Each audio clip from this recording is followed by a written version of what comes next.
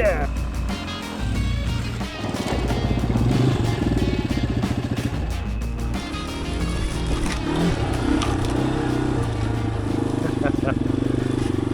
Alrighty, welcome to the channel. I'm Mike, and today, the long-awaited Yamaha XT250 review.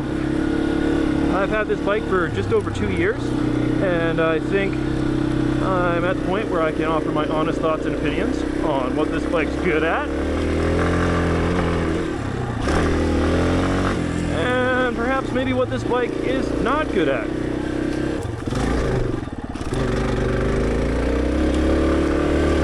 So first off, I'll start by saying this bike has been awesome. It has taken me from an absolute beginner to, I'd say, probably a new intermediate rider. And it's been the perfect bike for exactly that. If you're a new rider considering one of these bikes, I mean, it's a really good place to start. It really, really is. We'll go over the specs real quick here. It's got a 249cc single overhead cam, single cylinder engine with a 5-speed gearbox, delivering an astounding 17-ish horsepower. But that power is very beginner friendly, it's very approachable, and there's not really a lot of situations where I feel like I'm running out of power, aside from real steep sandy hill climbs and highway, but we'll get into highway performance in a little bit. It's got a shockingly very, very adequate 11.2 inches of ground clearance, which is pretty fantastic for a bike with a seat height this low. The seat height is 32.7 inches, give or take, and myself with about a 32 inch inseam, I can swing my leg over this bike absolutely no problem. And in my MX boots, both of my feet are flat on the ground, perfect. No bend in my knees even. It's just like this bike sitting on it, it feels like it was made for me. So, I mean, that can be a very big asset for these, for a beginner who's going to be putting their feet down on the ground, catching themselves a lot when they're just starting out, just learning. It's got front and rear disc brakes. It's got a full-size 21-inch front tire and 18-inch rear, which is nice. Tire selection is plentiful. It's got full-size tires mixed with a nice ground clearance, means you can cover some pretty serious log crossings and obstacles with relative ease. It's got 8.9 inches of suspension travel in the front and about 7.1-ish in the rear. The suspension is not adjustable, however you can set preload in the rear and the front, which not a lot of people know. I actually have a short on my channel, which I'll link up here, showing how you can actually put a little bit bigger preload spacers in the front. And setting the sag on a little bike like this makes a world of difference in performance. Like, honestly, I'm blown away by how much it helped the front stop brake diving and just bottoming out when going over some rougher stuff at speed. So give that a look if you're interested, or if you have an XT already. Let's see, what else for specs? It's got a, what is it, a 2.5, 2.6 gallon tank, so a 9.6 liter tank. It gets great gas mileage. Yamaha claims about 76 miles per gallon. I'd say that's probably pretty accurate. This bike has a surprising fuel range for how small the tank is, because the tank is quite small. But the excellent fuel mileage makes that not such a big deal, honestly. Let's see, the weight of the XT. By dirt bike standards, this is a fairly heavy bike, but by dual sport standards, it is quite light, coming in at 291 pounds wet, give or take. On the trails, this bike is extremely nimble, very easy to control, it's very forgiving, and the very linear power band means the power is predictable. You're not very likely to be spinning out or losing traction if you accidentally grab a bigger handful of throttle than you intended, which can be quite a good thing for a beginner. Let's see, let's actually get on some trails here and get moving, because these mosquitoes are eating me alive.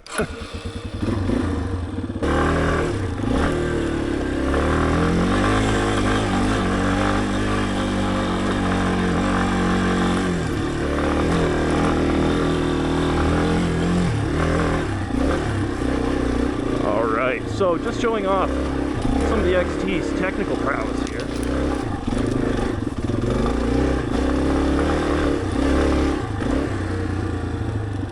It is so easy to navigate over rocks, roots, anything kind of technical like that. This bike is kind of just a dream. It's very intuitive.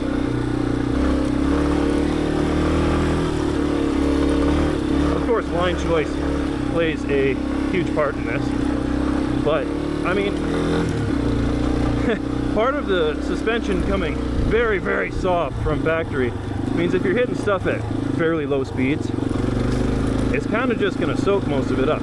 It's when you start traveling at faster speeds that things begin to get a little more sketchy.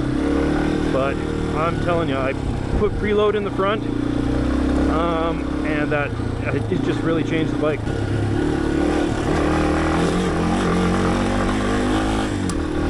And I've not really had many problems keeping up with my friends on their dirt bikes, much more powerful bikes, much bigger bikes. I'm still able to keep up with them just fine, the more my skills progress at least. I will say, setting the suspension is quite important, but after you set the correct sag and preload for your weight, man, yeah, I'm telling you, this bike is actually surprisingly capable. It's just such an easy, approachable bike to just swing the leg over, get on, and then just go straight out into the bush, you know? You don't need fancy ABS, traction control, all these modes to just get out there and have fun. You also don't need any of those modes to go up some harder technical stuff. Like really, honestly, a bike this simple will actually teach you to be the ABS. You're gonna have to learn how to be the traction control. It will teach you how to ride. So over the course of the 2 years I've had owning this bike, I've put just about 5,000 kilometers on it so far, and it's been very reliable. I've done oil changes, air filter changes, I've changed the rear brake pads. Let's see, what else have I done? Oh, and I had to change the starter solenoid today, but I think that's my fault because I left the bike sitting in some major rainstorms we had the last week. I forgot to cover it a couple days in a row, and it just got soaked, and when I went to start her up, I just heard a bunch of clicking, and it turned out to be the starter solenoid. So I replaced that today, but that's kind of, I should have just taken better care of covering it up. Other than that though, this bike has been extremely reliable. Aside from basic maintenance, you really don't have to do a whole lot to these engines. They're very, very bulletproof, and not a lot of people are reporting problems with them online, which is also another testament to them being fairly bulletproof.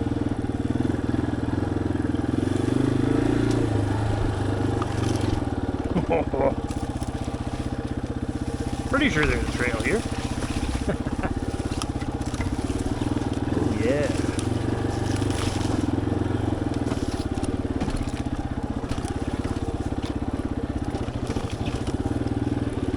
Now that's what we call a perfect shortcut. So the XT is awesome on the trails.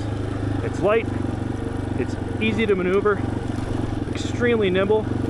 I mean, if you take a look at the XT250 side profile, it was actually based off of trials bikes in the design.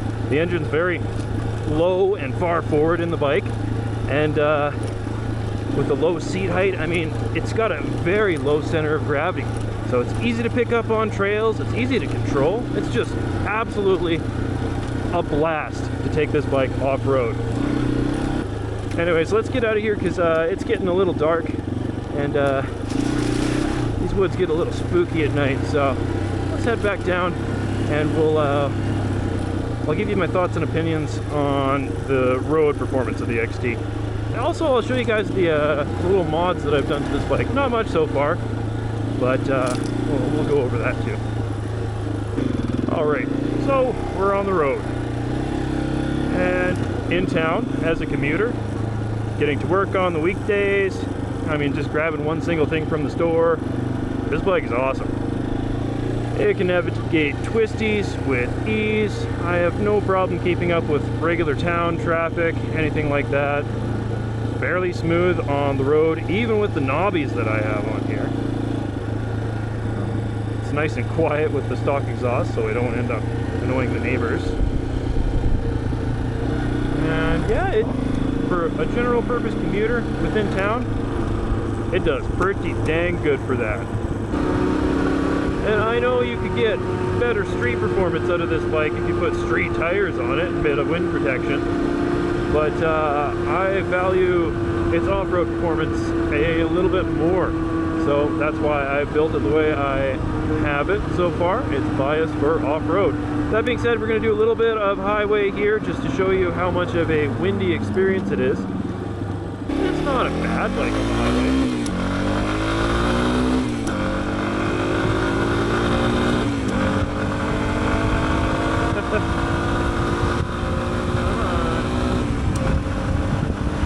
We might get 60 miles an hour. Yeah, baby. All right. So if you need passing power to get out of a sticky situation, I'm sorry to break it to you, but the XT just does not. It just does not have it. So you have to ride a lot of highway, more than an hour or two, to get to any trails that are worth riding. I mean, there might be some other bikes on the market that are better suited to that. That being said, you absolutely can do highway on the XT. It's just not a very comfortable experience for the bike or the rider. So for modifications so far, I've got, most important, skid plate. This is just a cheap one from Amazon, and it has saved this bike countless times. Going through creek crossings, hitting rocks, going over log crossings. I honestly, skid plate, #1 mod on any dual sport. I've got a set of Dirtwiz handguards on here. I like these so far. This particular model is pretty soft, and I've had them bend quite a few times going down. However, they have saved my hands countless times, and they have saved my levers more than a few times. So I really like having them on. I mean, I know people are pretty divided about these. There's people either love them or they absolutely hate them, and they are quick to tell you how much they hate them the moment they see someone talking about these. But personally, it's my bike. I love them, and in this real bushy, rocky terrain out in British Columbia, I know they've saved my hands more than a few times. On the back, I've got a cheap Amazon rear rack. It's not mounted up perfectly. It didn't honestly fit very well. I gotta relocate my signal lights to actually make it line up and mount properly. I'll do that someday, but for now, I don't really put a whole lot of weight or anything on this bike as it sits, so it's just kind of sitting there looking pretty.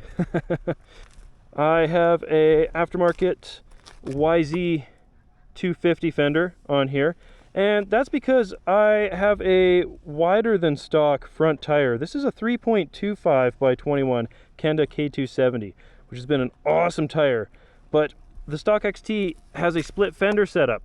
So there's this little lower fender that wraps around down here, and with a tire of this size, or thickness I should say, if it gets caked up with mud or picks up rocks, it's liable to jam up that fender, which really sucks. So that's why I put a traditional fender on there. But if you have the stock tire size, you should be fine with the stock fender setup.